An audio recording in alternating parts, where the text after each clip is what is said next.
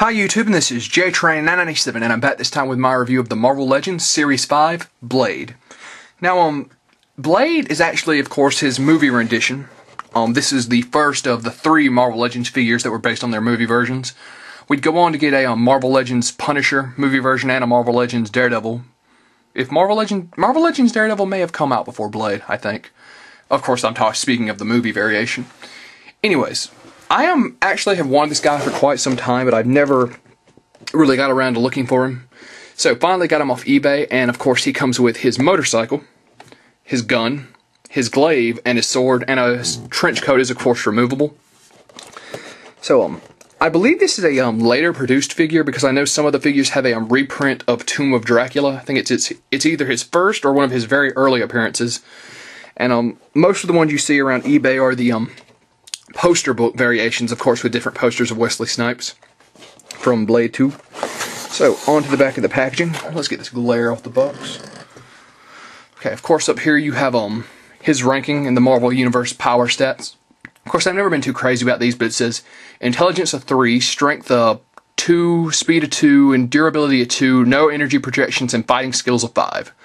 Height 6'2", weight 180 pounds, eyes brown, hair black. And his bio bit says, half vampire, half human, the tortured soul known only as Blade came into the world an orphan. His mother, bitten by the vampire Deacon Frost while she was pregnant, died during childbirth. Due to the circumstances of his birth, Blade's body has undergone certain genetic mutations. He possesses a vampire's superhuman strength and accelerated healing factor, fueled by a constant craving for vengeance against the creatures that tainted his humanity and murdered his mother. Blade fashioned himself into a vampire hunter. That really doesn't do the character justice. Of course, it doesn't talk at all about how he was taken in by Whistler. It doesn't talk at all about how Blade actually craves human blood. It's the one weakness he got from being partially vampire. And he actually has a serum that he needs to take to keep the craving down, that Whistler developed, I believe. So, you have the rest of Wave 5 here, which was Blade, Silver Surfer, Sabretooth, Nick Fury, Mr. Fantastic, and Colossus. So, that's Blade in packaging. I'm very excited to have this guy. Let's pull this bad boy out.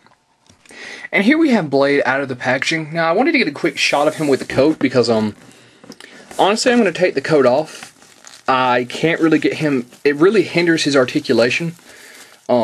Just in the arms and only at the shoulder. Of course, the elbow joint moves just fine and everything else is fine.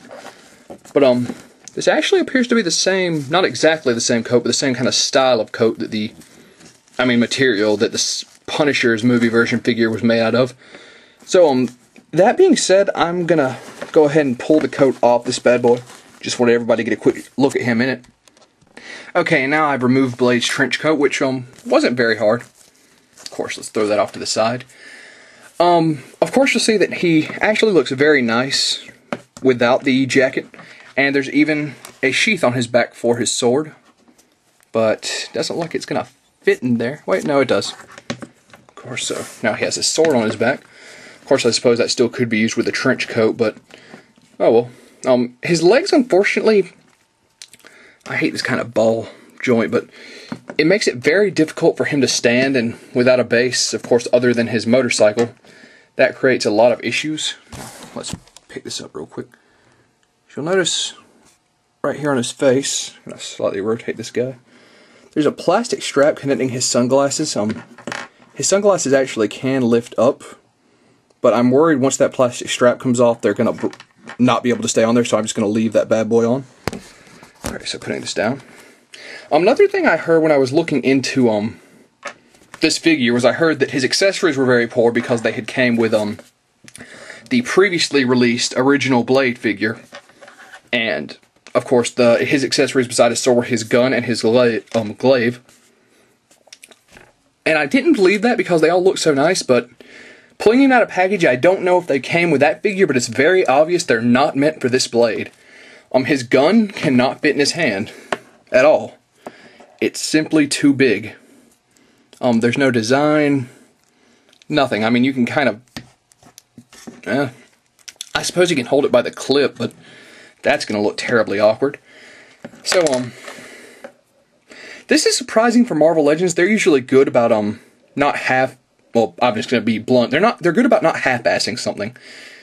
This is a shining example, reusing parts from a line for a figure. So that's disappointing. Of course, the glaive, which does look to be the movie Blade's glaive, the previously released version. Of course, however, he can still hold this. It just looks a little awkward. So that's not terrible. So pulling that out of his hand, let's get his sword out of his back here. Of course, let's pop this bad boy in his hand.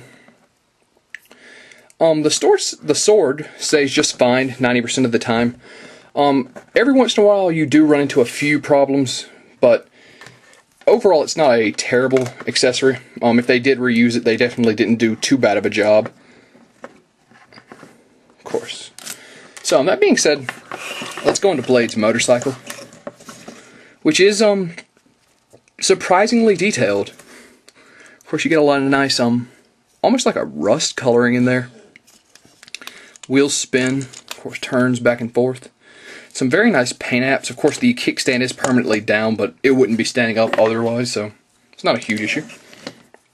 Let's get Blade's legs bent. Get him on his bike. Actually, I'm going to do this off camera because it could eat up some time, so give me 1 second. And here we have Blade on his motorcycle, and just looking at him on the bike, it becomes evident that he's very oversized for his bike. It looks like almost a mini bike that he's riding. So, I don't know, that's a little disappointing, seeing as I already know that they made a Ghost Rider figure earlier in this wave, so they knew that, I mean, they've already dealt with motorcycles, they know how to make them the right size. So, unfortunate. It does roll very nicely, but it just looks awkward with Blade on the motorcycle, so let's pull him off of here. Of course, he has some foot pegs on the back part.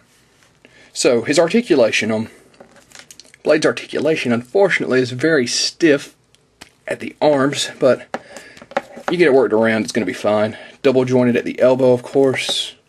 Boom, boom. Rotates right here. Rotates it. Well, yeah, that's, I guess, in place of a wrist joint. It's more up his wrist. Hands open and closed. Same for both arms. Unfortunately, these ball socket legs, or ball joint, not very crazy about those. They prevent him from doing a lot of well, they prevent him from standing normally, honestly. Double jointed at the knee, toe joint, of course, rotates right there, and foot joint, but kind of hindered by his leg cuff. Of course, over here, moves just fine. Uh-oh, plastic strap is kind of coming off on his head. So let's get Blade standing. That won't give me too much trouble, I hope. Come on, Blade. Come on. There we go. Ooh. So let's go on to detail. Detail on Blade is actually not bad if I didn't have his sunglasses on there crooked. Let's see if I can get that back right. Better than nothing. So you can see there's actually a lot of nice details in his outfit. There's some red right there on the little clasp. Of course, he's got some non-removable spikes down here. Of course, you have some very nice tattoo work on the back of his head. So, that being said, let's move on to a final verdict on Blade. And here we have Blade when everything's said and done. I went out looking for this guy on eBay because, I thought the movie did something really interesting with Blade. They took a character that no one really was crazy about. I mean, even diehard Blade fans will admit there's never been a really, really good run of his books. And the movie basically recreated the character much better than he was ever done in the comics, in my opinion. Thing about it is, this figure, being one of the only Blades we've gotten so far, besides the Marvel Universe, once again, not paying for those crappy little things, this was a disappointment. Of course, this is one of the rare occasions where you can find out Marvel Legends screwed around and wanted to save money with the accessories. The bike is very, very undersized. The coat, of course, is basically, while it looks kind of cool, allows for no movement whatsoever. Oh, and also on the motorcycle, it has the same kind of peg that the Ghost Riders came with to make it look like the motorcycle's riding up the walls, but I don't see how Blade could ever do that.